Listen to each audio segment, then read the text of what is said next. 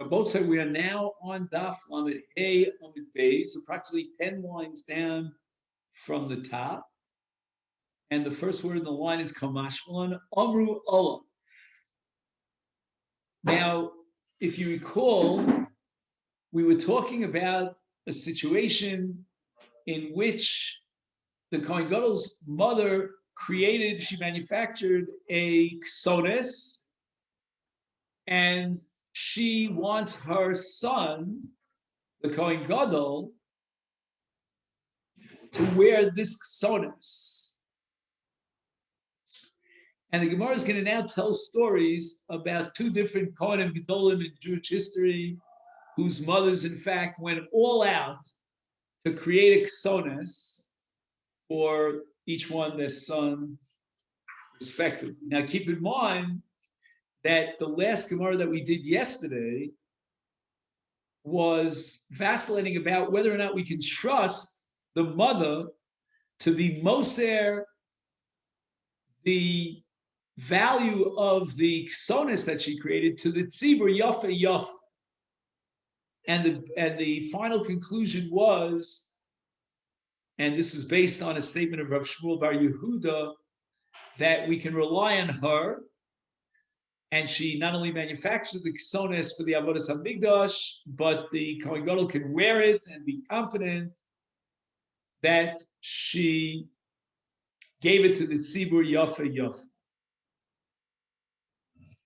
And we had a discussion yesterday about the possible difference between avodas yochid and kaparas hatzibur. Amru Olav al Rabbi Shmuel ben Pa'avi, he was a Kohen Gadol. Sha'asa salo imo ksones shel mea mon v'lovsha the ovid ba'avodas yochid. He used this ksones only for the hotzas kaf umachta. You remember that the morning Ores was a machaper, was a great kapara, and we have to be very, very careful to be absolutely sure that the Kohen Gadol, when he goes in lifnai v'lifnim for the first round of the ketores, that he's wearing the proper bigdei kahuna. Otherwise, the avodah is psula. But we can be more lenient and laid back about the bigdei kahuna of the Kohen Gadol when he goes into the Kodesh Kedoshim on the second round, Fotzas, Kaf, Umachta. And we discussed the question of whether Fotzas, Kaf, Umachta is technically categorized as an avoda, and it requires bigdei kahuna, and therefore we could rely on the fact that on the second round, going into the Kodesh Kedoshim, he, the Kohen Gadol, is wearing the ksones that his mother manufactured for him, produced for him, and in this case, it was worth mea money. Another case, from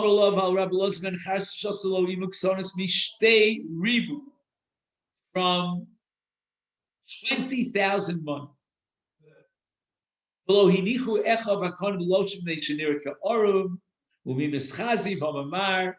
Chuton kafel shisha amar Abaye kechamra b'mizga, that this was such a refined kind of linen that you could see through it, and therefore they didn't allow the Kohen Gadol to wear.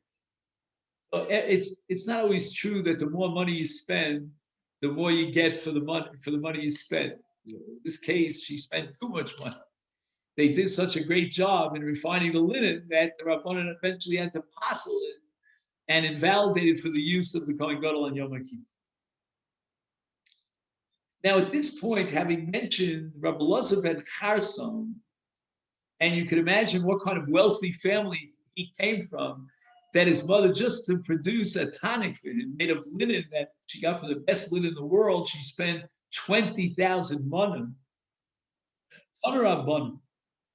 Based on this story about the wealth of Rabbi Elazar ben Charson, Gemara wants to investigate the moral implication of having such a rich guy like Rabbi Elazar ben Charson.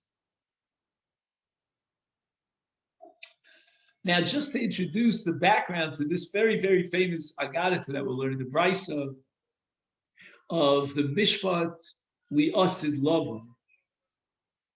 My Rebbe used to always say that when Avram Avinu sat in front of his Ohel, seeking out guests, Kechom Hayom, on the third day after his Milah, this almost superhuman task of Hachnasas Orchim, of Avram Avinu, unbeknown to Avram Avinu, Chazal say he was sitting in judgment. The law is that Dayanim that sit in judgment have to sit and not stand. And Avram Avinu wanted to stand when the Shekhinah came to visit him, and the Shekhinah told him, remain seated because you are in judgment. And who are you judging? Unbeknown to you, you're judging stone. What does that mean that Avram Avinu, by sitting and waiting for Orchim, is judging stone? So my Rebbe said that every nation on the face of the earth has a sar, some malach, a celestial representative up in Bezdin. When HaKadosh Baruch Hu wanted to destroy stone because of their terrible cruelty, especially towards guests, the sar shel stone said in defense of his nation that he represented, stone, the lowest nation on earth.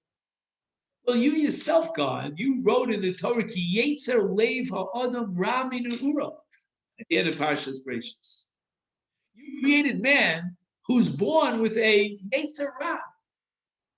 Do you expect any better? Can you prosecute those who are born with that Yetzer Hara that you created and you imbued in them?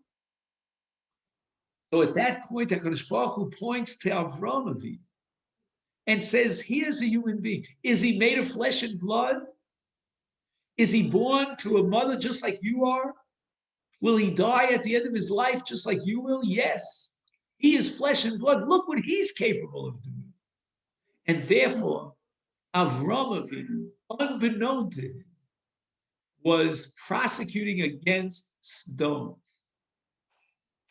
Tanu Rabbanan, Ani v'ashir v'rasha, Sheboin Ladun Lidin, after 120 years, these three categories of individuals come in front of the heavenly court for a decision. This is the most important decision, obviously, in the neshama, in the life of a neshama, when it goes up to heaven. And in the courtroom, you can imagine there are defense attorneys in the heavenly court amongst the malachim, and their prosecuting attorneys. Le'ani, omrim lo. The ani is now on the stand. He's being judged. He's being accused. We look at your record, and you have no serious minutes that you clocked in for the study of Torah. Not on Zoom and not face to face. And of course, he says, well, I went away with the AACI. I mean, they were Tiulim. I had to see the land of Israel. Right? So I couldn't come to Rabbi Berzon's class. In any event, the Ani says, I'm poor. I'm poor like a church mouse. I had to go out and eke out a living. And this is the claim of the defense attorneys up there amongst the Malachi Achars in the heavenly court. Omer Ani Ayisi v'Torah b'mzonosai. What kind of time could I put in learning? The prosecuting attorneys are ready with their counter argument. Do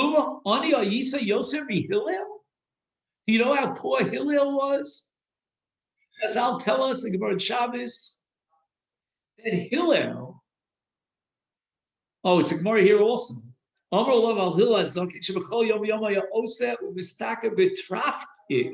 Again, I don't know what exactly a traffic is. Rashi says Chatzi Dinar, a very small amount of money that he received as a wage for a day's work. And he took half of it, he split it. Chetzio he gave to his family to support themselves, but Chetzio, saying was Shomer Beis HaMedrash. I see even back in the day, they used to charge entrance fees to go into the Beis Medrash. So he gave half of his daily earnings to the Shomer Beis Medrash to allow him to enter into the base medrash. The chetzi on the other half, the parnosas anshe besa.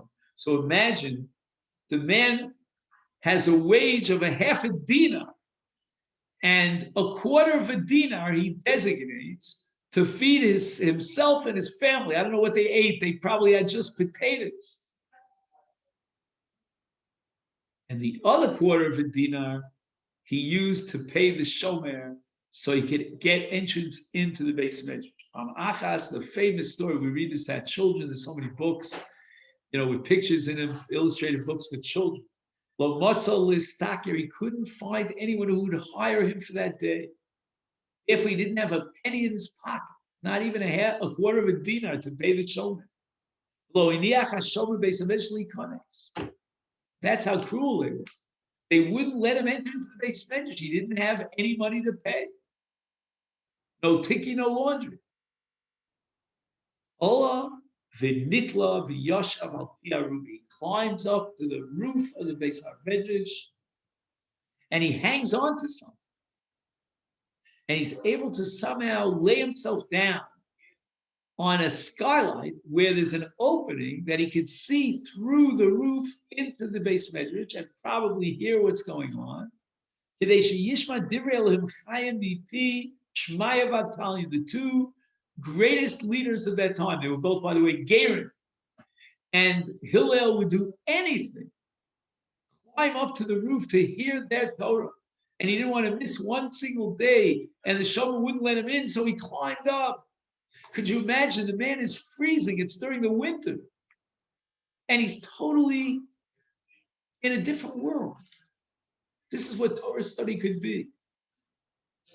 I have a friend who does programming, and he tells me that he can, if he's heavily involved in programming, he can go 8 hours without realizing that a minute went by. He doesn't go to the bathroom. He doesn't eat. He's not hungry.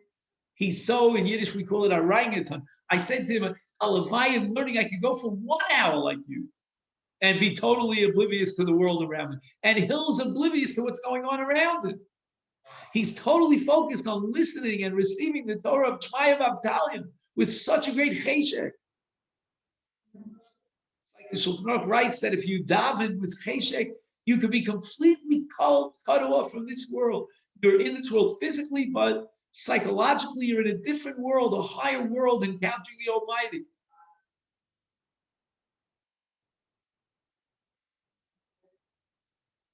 Amru, the Bnei Yeshiva said, "Oso hayom erev Shabbos hoyet kufas teves hoyet."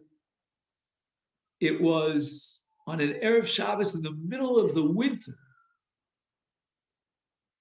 The Yored of Shelag min hashamayim. He didn't know that it was snowing. Who can imagine such a thing? They say, I don't know if it's true, about the rugged children, that once he had to go through a surgery, so the surgeon was about to put him asleep. The rugged said, no, just give me 5 minutes. 5 minutes, he was so involved in his sugya, they did the surgery, he didn't feel it. I mean, I don't know if it's a true story or not, but they don't tell these stories about me and you. Hillel doesn't know it's snowing. And he goes on through the night of Shabbos, listening to the Torah of Shmaya V'Avtalion, and he's totally involved. Shmaya V'Avtalion are fighting it out, probably throwing stenders. The fire is burning. And Hillel is listening to hang on to every word. He doesn't know it's snowing. So Olam Udashachar, with daybreak, Amalo Shmaya V'Avtalion, all of a sudden Shmaya notices V'Avtalion. Even during the winter, we get sun coming through the skylight. Vayom Afil, it's very dark. Shema Yom Me'uranu, maybe it's a very cloudy day in the winter. Teves, it happens. Itzitzu, but Shmaya V'Avtalion, look, they started gazing up towards the Aruba, this skyline. The road Mus Adam Aruba. They saw that there's a shadow of a man, a dark figure that's blocking the sun from coming into the Aruba. Oh, they went up to the God. It's mashma, by the way, they didn't send up any Heisbacher, they did it themselves. Matzu Sheshel of Room Sholosh Amos Shel Shelet, an amazing amount of snow. Sholosh Amos. Now, I've also an Amo, again, I'm just rounding it off, is approximately 2 feet. 3 Amos is 6 feet. I remember, again, I'm not from Chicago, but I remember a blizzard that had drifts of 6 feet in New York. I can remember in my backyard. For me as a child, that was like a very exciting experience. The man is covered by 6 feet of snow. Raku, they took him down. He was probably not even conscious. Irchitzu, they put him into hot water. Sichu, they took Shem and they anointed him. There are a number of Isurei Shabbos that are involved with him. They heated up water for him. They anointed him with oil to bring him back to life. Hoshivu Keneged Amidora. They sat him down in front of the fireplace. Amru. And they declared, Roy Zeh Lechal Olavis HaShabbos. This Gemara is a pellet. Because if his life was in danger, then it doesn't matter whether he's Hillel and he's Roy or he's the lowest of the low. We will still violate the Shabbos to save a human life. Al Kol Adam, in the footnote, he says, B'Yisrael yesh l'chalas haShabbos. Afilu b'safek b'kodesh. Ulam kavanosam hoisa shalom kol adam sheyard alav sheleg b'rum shalosh amos uvare yobus, and therefore they kach lo toilo atzola, and also lechal olavis haShabbos. In a normal situation, they realized al piderach hateva, if not for the fact that this was Hillel, no way you could save his life. To violate the Shabbos, for a man is going to die because he cannot breathe. He's completely under an avalanche of 3 feet of 6 feet of snow. Ulam zeh, Hillel's in a separate category. Masar nafshal Torah is therefore this sheleg was, so to speak, sheleg min hashamayim, sheleg that fell down for Shemayim l'tova. The low shel Peronius, he didn't deserve to be punished by this sheleg. And therefore, al kei assumed shel lo yomos, with sheleg shel tova, not shel Peronius, he would not die. V'nitan hoya lechalas haShabbos ulahatzila. Wow, very dramatic. Now the usher goes up to Shemayim. Omer lo neimalo asakta b'Torah. Im Omer usher ayisi Torah ayisi b'nechasai. You know, I got stocks. I got real estate all over the world. I'm selling products in many different countries, import, export. Every minute of my time, I'm involved. I know someone who has a cousin who takes over companies that are failing, and he runs their companies. He is actually in charge of over 60 companies, billions upon billions of dollars. He's an absolute genius, but you can imagine he doesn't have much free time.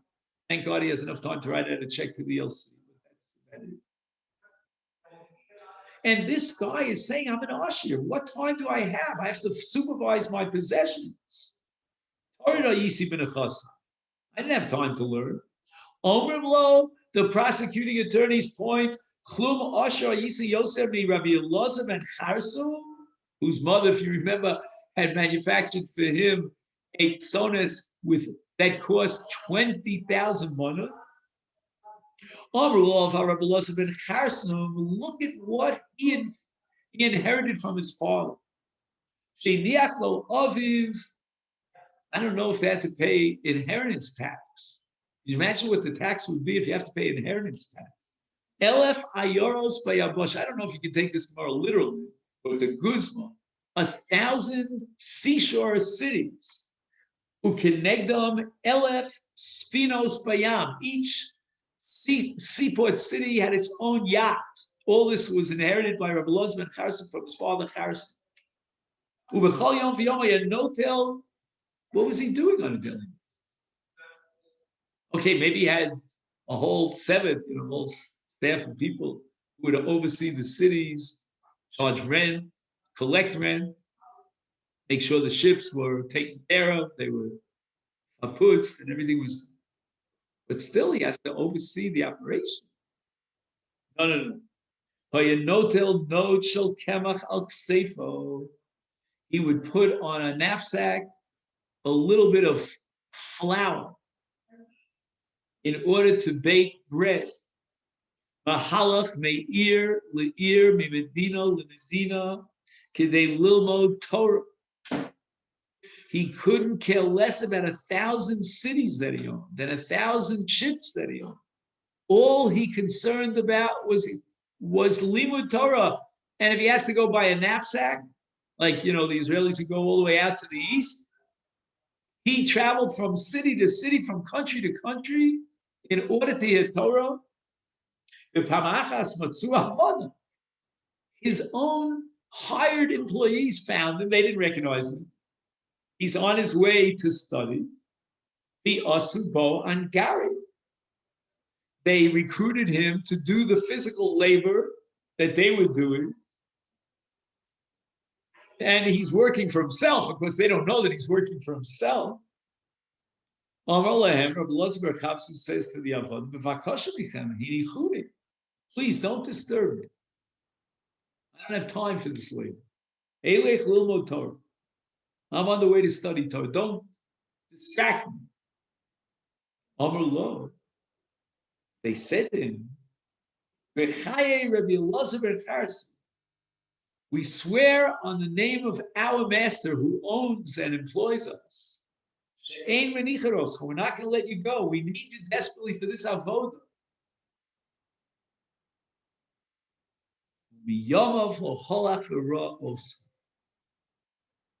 He had never exposed himself to the avodah. He never showed up and supervised them. Over 1,000 cities, no one recognized them. They knew they were working for this great, massive tycoon by the name of Elazar ben Chas. They never saw who he was. They didn't have those pictures, that they show you the flag.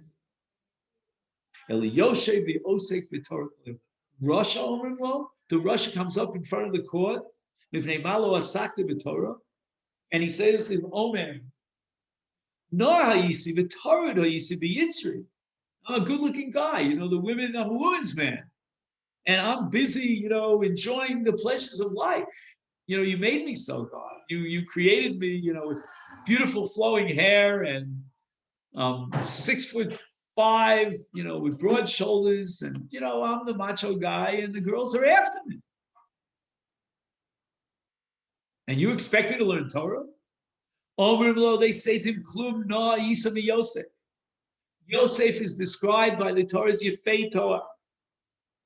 And the women are after him. And Ashes Potiphar is trying to get hold of him and seduce him. And yet, he refuses. Omer Olav al Yosef HaTzadik Shebachol Yom V'Yom Haisa Ashes Potiphar Mishadalto Bidvarim. She was trying to seduce him with words. Begadim shalav shalav b'shachris lo love shalav b'arvis begadim shalav shalav b'arvis lo love shalav b'shachris. She would change her wardrobe from the morning to the afternoon, from the afternoon to the evening, to the next morning. Each time she tried a different outfit to try to seduce the man. Amrullah, she says to Yosef, Hishamali, come and sleep with me. Amrullah, Yosef responds, La. She says to the Amrullah, Hareni chovashtecha bebeis hasur. I'll see to it that you are locked up in a jail. Amrullah, Hashem matir asur. And we're going to see a series of psukim, all that come from Tehillim Kuf Mem Vav. God will save and free those captives that have to be freed. She comes back, and again, he refuses. She threatens him. Aredi kofefes komos. I am going to give you such pain. I'm going to rack your back in such a way you're going to walk out of here like a bent over pretzel. He's not impressed. Aredi kofefes komos. Hashem zokef kefufim. Same passage, same chapter until. I'm going to blind you.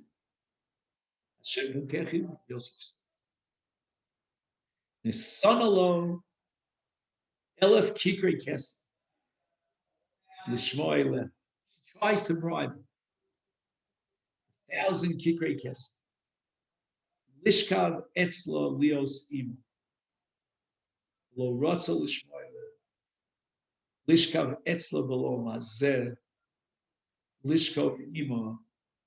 The Olam Haba. He understood, Yosef, that if he would have this relationship with her in this world, he would forfeit his world to come.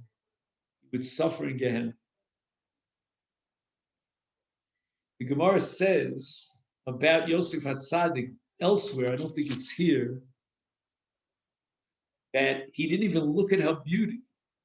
He never actually beheld how beautiful of a woman she was. That's why the bracha that Yosef gets at the end of Chumash Beishis is about his einayim, his beautiful eyes that he watched so carefully. The Farshim say that there are a number of taivas that we suffer from. There's taivas mamon, and there are other taivas like kavod, but the taiva for niyuf, the sexual areas, perhaps in a sense the most Chazal compared to avodah zarah. That's how burning and powerful is able to overcome. Now, if Yosef is a superhuman being, then that's not going to be a valid prosecution against the good-looking guy, this person who says that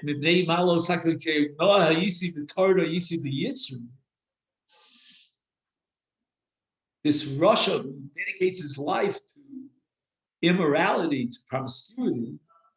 What kind of proof are you giving me from Yosef? I mean, Yosef is not human. Apparently, he is human. Nimtza Hilu Machayim Esaniyim, Reb Elazar ben Charsim Machayim Esashirim, Yosef Machayim Esarushoyim, and my Rebbe would add Avram Machayim Esdom. And this leads us to the Mishnah here on the bottom of Daf Lamed Hey Amid Beis. So we don't have much time, but we'll at least get a jump start on the Mishnah. Bolo Eitzel Paro, the Kohen Gadol on Yom HaKippurim, had an avoda called Parchatas Shalom. It's his own personal Parchatas. He would have to buy it from his own funds. And now he's coming to his par to start the process of Smicha and Vidu. Paro Haya Omed, where was the par standing? In which direction? Was it east to west or north to south? Paro Haya Omed Bein Ulam V'Lamazbeh. Ulam was on the outside of the Beis HaMikdash, and it was built as a Beit Shar in front of the Heichal. So this is the entranceway into the Heichal. Rocho Lidoro Upanav Lamarav. It was important, says the Mishnah, that the head of the cow would be directed towards the south, its tail towards the north, and its face would be askewed, mu'ukam, as we say in Hebrew, lemairav, looking towards the Heichal itself, the west. Kohen omed b'mizrach, upanav lemairav. Somech eshtei yadav. He takes his two hands and leans on the head of the cow, umisvad, and he recites Vidu. The Kachayomer, Ana Hashem, Avisi, Pashati, Chatasi, L'fanecha Ani Ubesi, Ana Hashem, Kaperna, Lavonos, L'psham, L'chatom, Shavisi, V'shapashati, V'shachatasi, L'fanecha Ani Ubesi. You see that his Vidu is three categories of sins: Pesha, Ovon, Pesha, and Chet, going from the most severe down to the lowest severe. Kakosu b'Toras Moshe, it says in Parshas Achrei Mos, Ki bayom hazeh yichaper aleichem v'tayeres mikol chatosechem l'fnei Hashem titaru. Behem, after the Kohen Gadol enunciated the holiest name of Hashem, right? L'tar estem l'fnei Hashem titaru. The Kohanim and the Am who were standing in the Azara, they heard the name of God. Shema Mefarish. Haymishtachavim v'onim achrov Baruch Shem Kvod Malchusov. Right, so this is where we're going to stop for today. And Mitzvah Hashem, tomorrow we begin the Gemara on Daf Lamed Vav. I'll take this opportunity to wish everyone a great day. Thank you.